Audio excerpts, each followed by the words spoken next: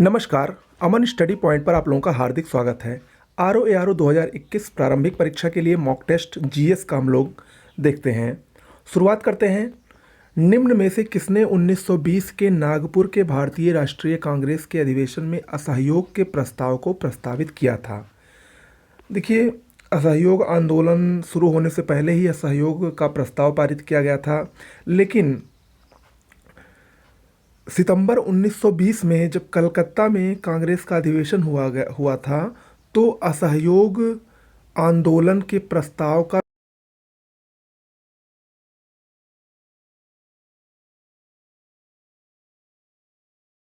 2 महीने बाद जब दिसंबर 1920 में नागपुर में अधिवेशन हुआ कांग्रेस का, भारतीय राष्ट्रीय कांग्रेस का, तो इन्हीं चित्तरंजन दास ने ही असहयोग के प्रस्ताव को प्रस्तावित किया था। यानी ऑप्शन ए बिल्कुल सही होगा।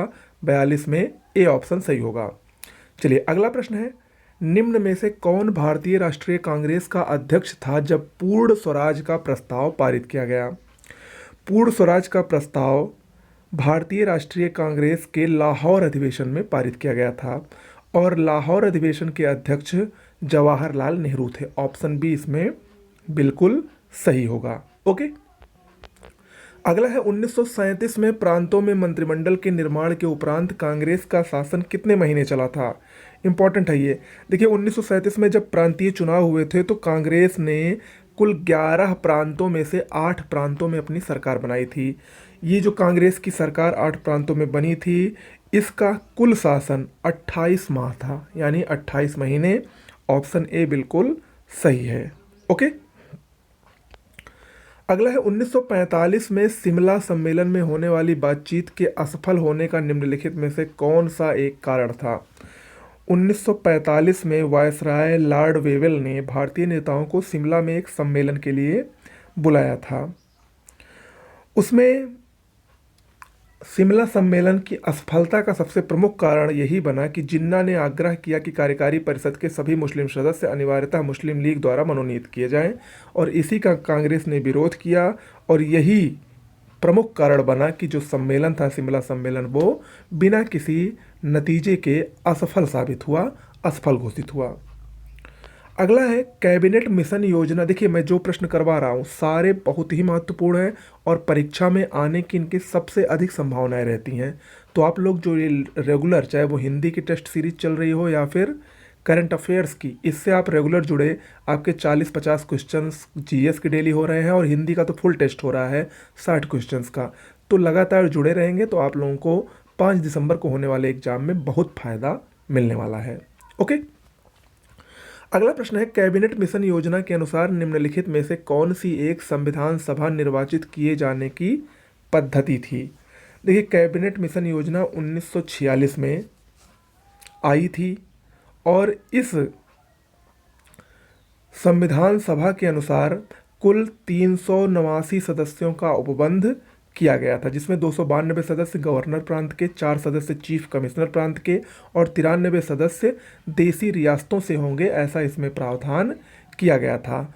और ये सदस्य अंशतः प्रांतीय विधानसभाओं द्वारा निर्वाचित एवं अंशतः देसी नरेशों द्वारा नामित होंगे, ऐसा इस संविधान सभा में कहने की बात, करने की बात कही गई थी। ओके, तो ऑप्शन डी इसमें सही होगा। ये पद्धति थी निर्वाचित करने की।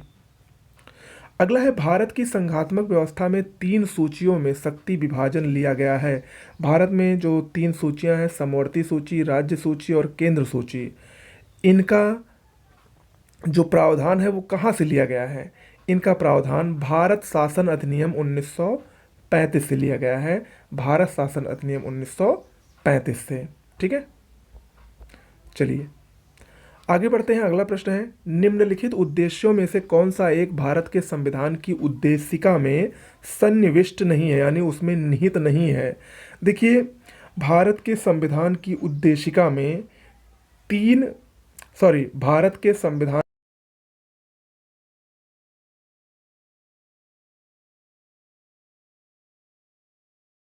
पढ़े तो उसमें लिखा गया है कि जो भारत के नागरिक हैं उनको विचार, अभिव्यक्ति, विश्वास, धर्म और उपासना की स्वतंत्रता प्रदान किए जाने का प्रावधान किया गया है। उसमें आर्थिक स्वतंत्रता का कहीं भी प्रावधान नहीं है, तो इसमें ऑप्शन बी सही होगा। ओके। अगला है, भारतीय संविधान का कौन सा अनुच्छेद यह घोषणा करता है कि इंडिया जो कि भारत है राज्यों का एक संघ होगा या यूनियन होगा। ये अनुच्छेद 1 में वर्णित है। अनुच्छेद 1 में ये वर्णित किया गया है कि भारत राज्यों का संघ होगा। ठीक है। अगला है, निम्न में से कौन एक नए राज्यों के निर्माण के लिए संवैधानिक उपबंध नहीं है।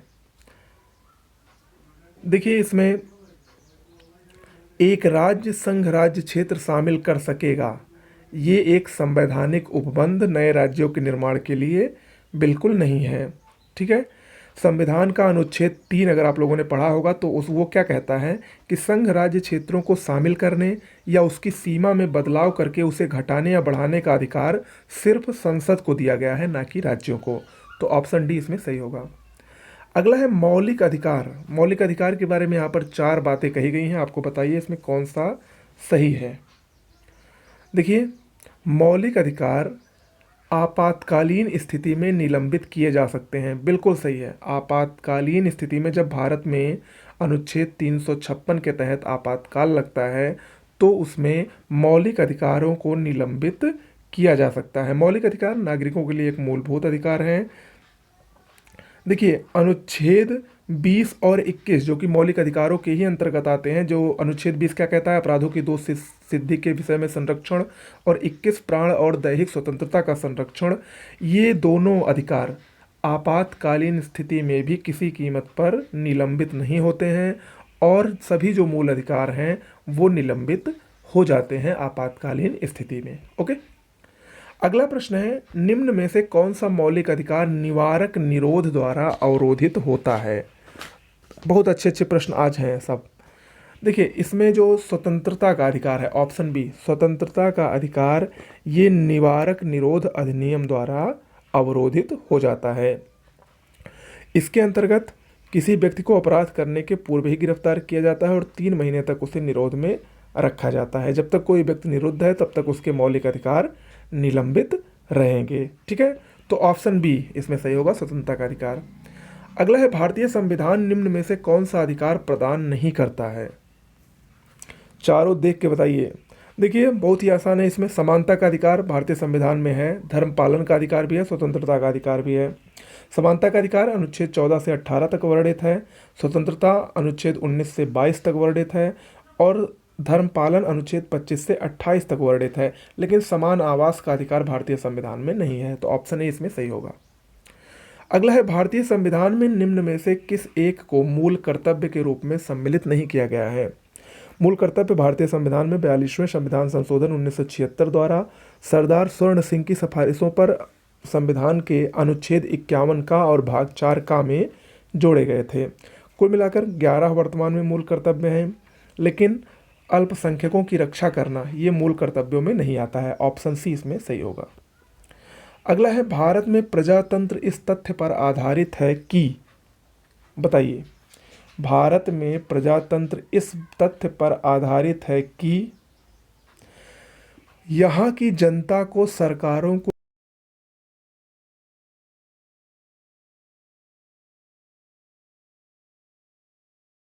या लोकतंत्र है। ऑप्शन सी इसमें सही होगा। अगला है, भारतीय संघवाद तथा अमेरिकी संघवाद में एक महत्वपूर्ण अंतर क्या है। देखिए, सबसे महत्वपूर्ण अंतर भारत और अमेरिका के दोनों के संविधान में सबसे महत्वपूर्ण अंतर क्या है कि यहाँ पर दोहरी नागरिकता है। ठीक है। अमेरिका में दोहरी नागरिकता है, जबकि भारत में इकहरी नागरिकता का प्रावधान है। ठीक है। जबकि दोनों देशों में और ये जो तीनों बातें हैं वो सेम है। भारत में भी स्वतंत्र न्यायपालिका है, अमेरिका में भी स्वतंत्र न्यायपालिका है। दोनों में राज्यों और केंद्र में शक्तियों का विभाजन है और संविधान की सर्वोच्चता को प्राथमिकता दी गई है। लेकिन भारत में इकहरी नागरिकता है, एकल नागरिकता है, और अमेरिका में दोहरी नागरिकता है। अगला है, केंद्र और राज्यों के बीच वैधानिक शक्तियों का बंटवारा दिया गया है। 7वीं अनुसूची में केंद्र और राज्यों के बीच शक्तियों का बंटवारा दिया गया है। अगला है, यदि उपाध्यक्ष लोकसभा की अध्यक्षता कर रहे हो तो उन्हें एक अधिकार यह प्राप्त है कि, यदि उपाध्यक्ष लोकसभा की अध्यक्षता कर रहे हों तो उनको कौन सा अधिकार प्राप्त होता है? देखिए, वे सामान्य स्थिति में तो मतदान नहीं करते हैं, लेकिन अगर मत बराबर हुआ तो उस अवस्था में वो मतदान कर सकते हैं। ऑप्शन सी इसमें सही होगा। ओके, अगला प्रश्न है, संसद में लेखा के लिए वोट आवश्यक होता है।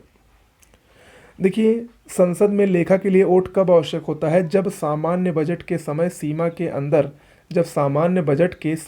के अंदर पारित होने की कोई आशा नहीं होती है, तब संसद में लेखा के लिए वोट की आवश्यकता पड़ती है। ओके,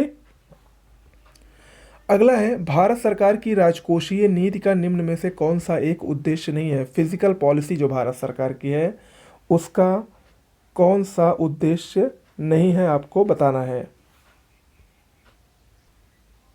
इसका सही जवाब होगा ऑप्शन सी, अंतर्राज्यीय व्यापार का नियमन। ये भारत सरकार की राजकोषीय नीति का उद्देश्य नहीं है। अगला है, निम्न में से कौन सा संघ सरकार की राजस्व प्राप्तियों का घटक नहीं है? देखिए, राजस्व प्राप्तियां क्या होती हैं? राजस्व प्राप्तियां सरकार की वे प्राप्तियां होती हैं जिसमें ना तो उसकी संपत्ति प्रभावित होती है और ना ही देयताएं हैं। तो इनमें जो विनिवेश प्राप्तियां हैं ये संघ सरकार की राजस्व प्राप्तियों का घटक नहीं होती हैं। ओके, अगला है, निम्न में से कौन सी एक संस्था विदेशी वाणिज्यिक उधारी को नियमित करती है? विदेशी वाणिज्यिक उधारी को नियमित करने वाली संस्था आरबीआई है, भारतीय रिजर्व बैंक। ओके, अगला प्रश्न है, भारत में क्रेडिट निर्धारण एजेंसी निम्नलिखित में से कौन सी हैं? इसमें देखिए, क्रिसिल, केयर और इकरा ये सभी भारत की क्रेडिट निर्धारण एजेंसी हैं। सेबी द्वारा भारत में कुल 7 क्रेडिट एजेंसियां लगभग पंजीकृत हैं, जिसमें क्रिसिल, फिच, इकरा, केयर, क्रेडिट एनालिसिस लगभग है, एक एसएमई है, एक informatics valuation and rating private limited. इस तरह से कुल 7 भारत की क्रेडिट रेटिंग एजेंसियां हैं। अगला है, भारत में योजना अवकाश की अवधि क्या थी? देखिए, भारत में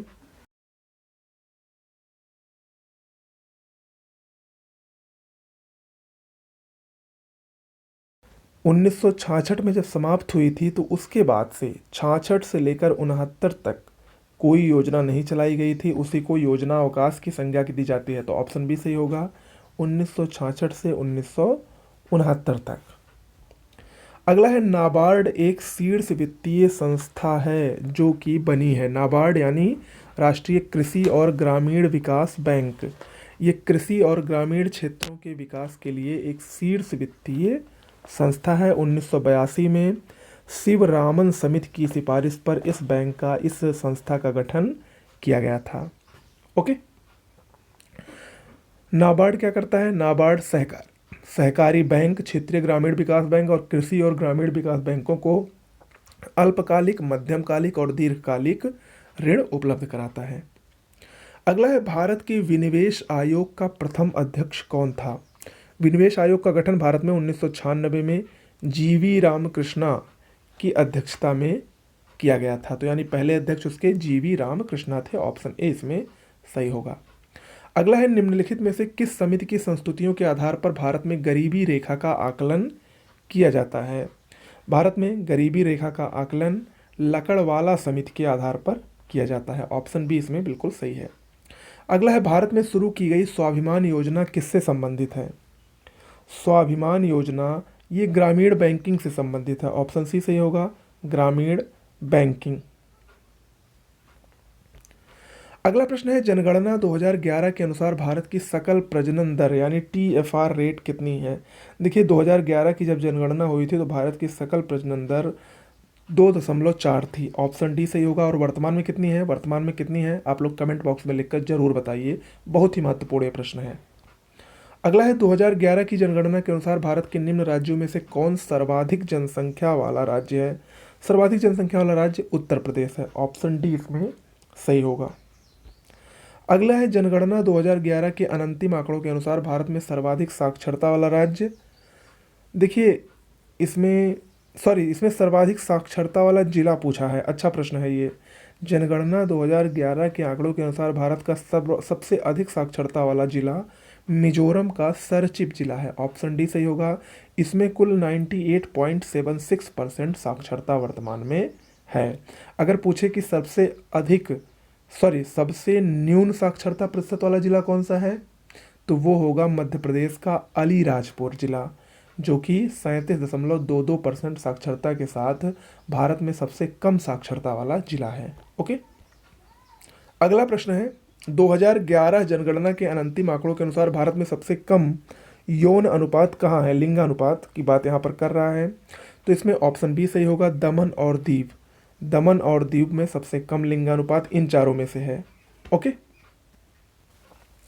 अगर बात करें पूरे भारत के राज्यों और केंद्र शासित प्रदेशों को मिलाकर, तो सबसे अधिक लिंगानुपात केरल में है और सबसे कम हरियाणा में है।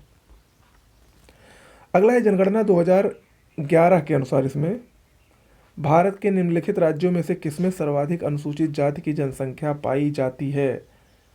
ऑप्शन बी सही होगा, उत्तर प्रदेश। उत्तर प्रदेश। अगला है भारत के निम्नलिखित राज्यों को उनकी नगरीय जनसंख्या के अवरोही क्रम में व्यवस्थित कीजिए और नीचे दिए गए कोट से सही उत्तर चुनिए। यानी जो नगरीय जनसंख्या है किसकी सबसे ज़्यादा है और किसकी सबसे कम है, इसको आपको बताना है। देखिए, नगरीय जनसंख्या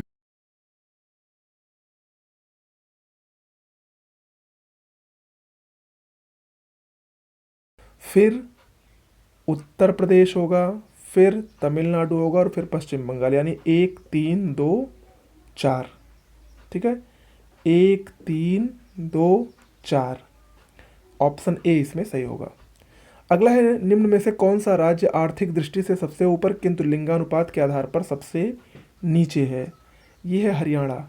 हरियाणा आर्थिक दृष्टि से सबसे सुदृढ़ राज्य है, लेकिन लिंगानुपात के मामले में भारत का सबसे पिछड़ा राज्य है। ठीक है, तो आज के लिए इतना ही करते हैं। कैसा लगा आज का वीडियो जरूर बताइएगा। लगभग 35 प्रश्न है इसमें, आप लोगों का कितना सही हो रहा है कमेंट बॉक्स में लिखकर जरूर बताइएगा। नमस्कार।